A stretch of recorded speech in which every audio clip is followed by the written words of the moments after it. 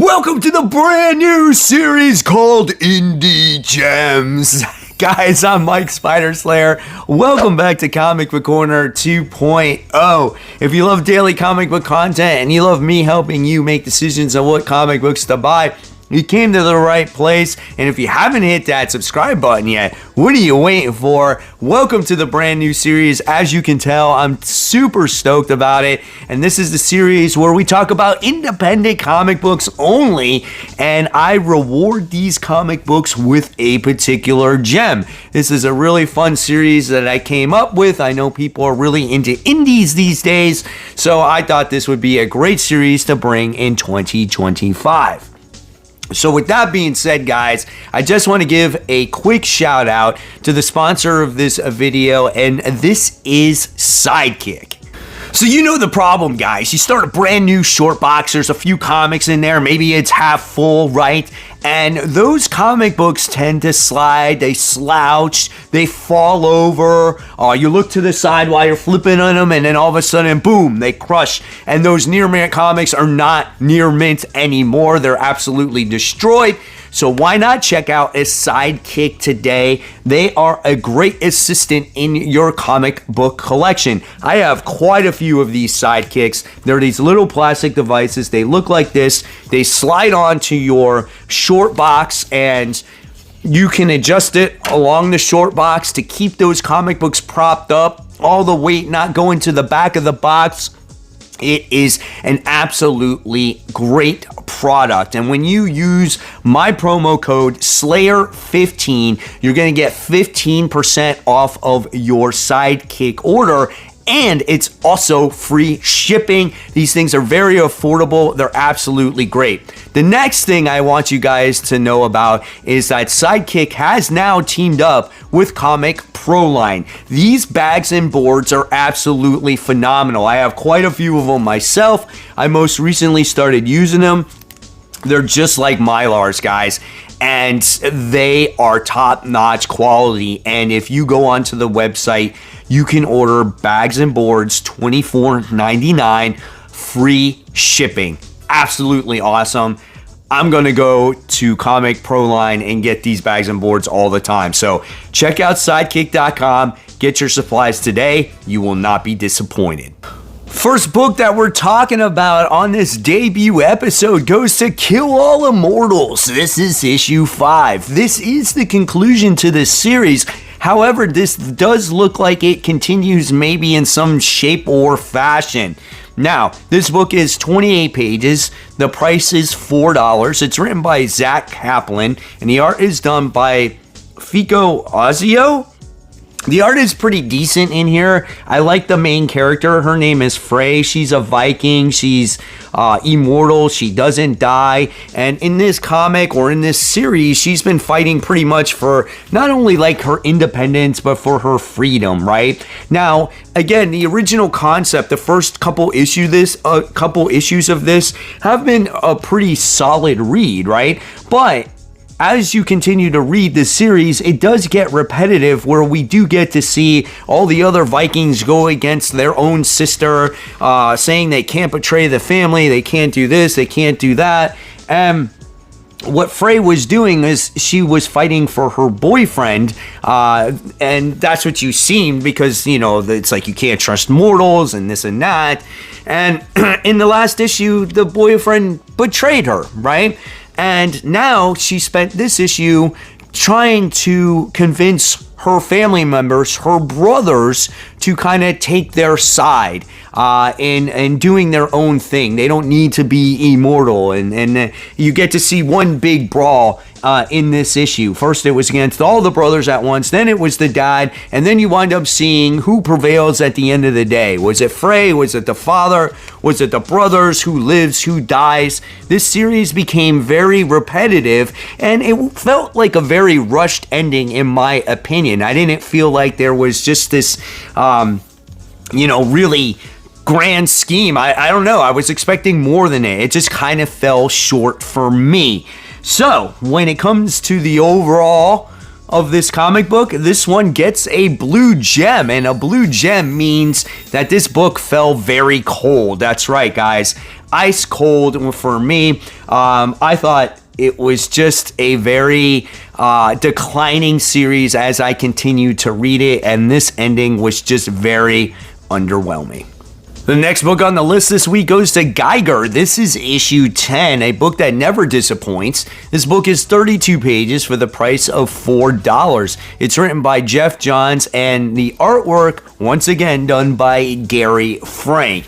Obviously, Gary Frank's artwork in this book is second to none. The characters look great. We get the return of Junkyard Joe in this comic book, and even though he's a robot, for some reason, you still find some kind of emotion in that robot's eyes and just the way his, maybe the body language looks and whatnot. So really great looking comic. If I had to complain about this comic is that this particular issue read too fast. There wasn't a lot of dialogue in this book. There was a lot of action.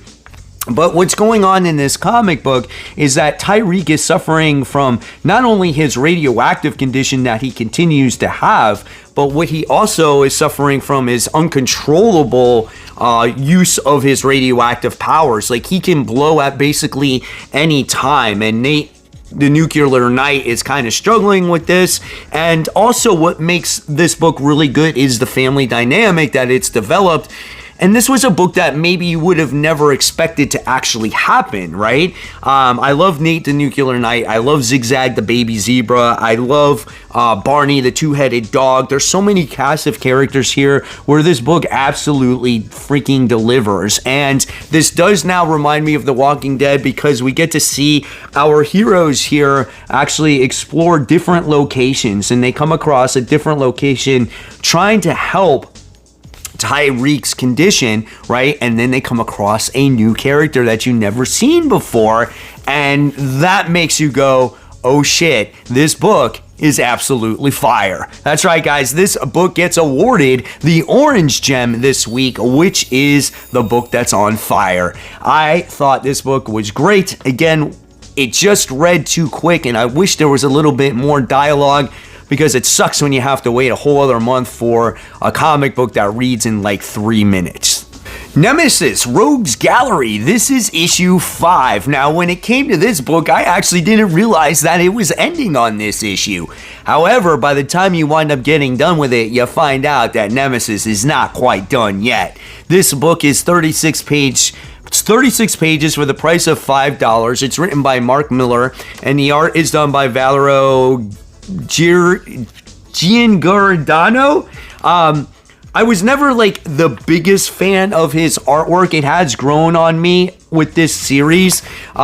He does a fine job, but I've definitely have seen better artwork in the Nemesis series, especially when we see Jorge Jimenez draw the character when it was in Image Comics, right? So for me, the artwork is not perfect, but it is definitely very good. Now, in this final issue, you wind up seeing Nemesis and his sidekick by the name of Pedro kind of go over to this island, and this island has a bunch of like rich CEOs and people like that have a ton of money, and his thing is to get all the money from these CEOs, right?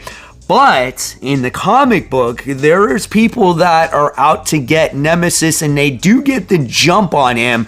But of course, Nemesis always has a trick up his sleeve, and he winds up getting the upper hand in this comic book, which was very interesting.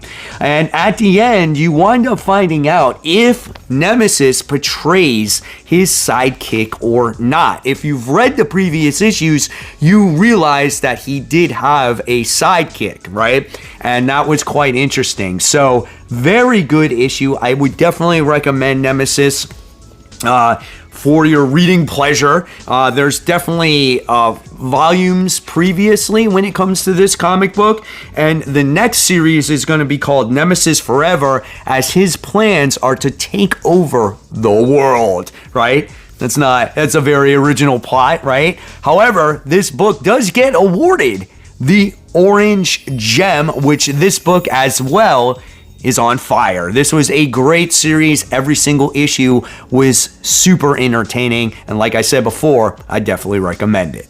So this was a smaller week when it came to comic books this week, so in future episodes, I'm sure there'll definitely be more comic books to discuss when it comes to the indie comic books, guys.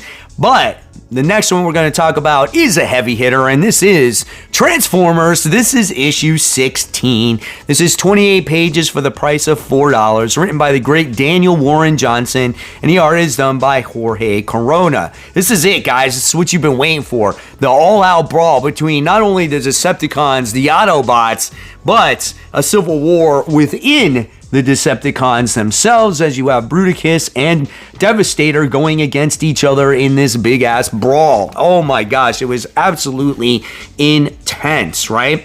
There's a lot of stuff going on here, right? We wind up seeing Soundwave going against Starscream. There's that battle there. We wind up getting to see Optimus Prime in this comic book struggling within his eternal battle. There's this rage going on where it constantly has him doing bad things where he cannot control. So we're trying to, find out what's going on in there. We got also introduced to a brand new Autobot, right, in the comic book, which was also a lot of fun. And we get to see what's going on with Cliffjumper as well. And then at the end of this comic book, you wind up seeing a particular Decepticon that we have not seen yet. And it does have to do with Laserbeak. And that was a particular, what is that word I'm even saying? That was a fantastic moment. Let's just go with that, right? I just don't want to spoil too much. I don't want to give away. Next time I'll give maybe spoiler warnings so I can go into a little bit more detail. But if you have not read your copy of Transformers issue 16, this is an all-out action going on. There is a lot of things going on in the comic book, so I felt like if you haven't started from the beginning, you might be a little bit lost, right? So I would suggest that you buy those trades and get yourself caught up, especially if you are a Transformers fan. So this book gets rewarded the actual red gem, which means this book is untouchable. This is an absolutely phenomenal read. Each and every time I pick it up, it does not disappoint. So, like I said before, I highly recommend Transformers issue 16 and the series in general. So now it's time for the book that gets Indie Gem of the Week. And since there was only 4 books this week that I read when it came to the Indie Gems, it obviously goes to Transformers. This is issue 16. It was a great read, like I said earlier, and I definitely recommend the comic book. Each week, I'm going to be listing the Indie Gem of the Week. I will be keeping note of it, and then we'll see which Indie Gem gets Indie Gem of the Year. So, yeah, hopefully it's a little fun added bonus to the series. So there you have it, webheads. There is the debut episode of Indie Gems. You have an idea of what this series is about now, and hopefully next week we'll have a few more comics to discuss on the second episode. Let me know your thoughts in the comments below on what you thought of the episode and the series in general and the idea. And as always, guys, if you love the content, there's always more content right here for you to click on. And of course, guys, remember, support the local comic shops. Keep buying, keep collecting, but always read your comic so we can have a great conversation just like this. Guys, I'll see you real soon. Take care. Bye.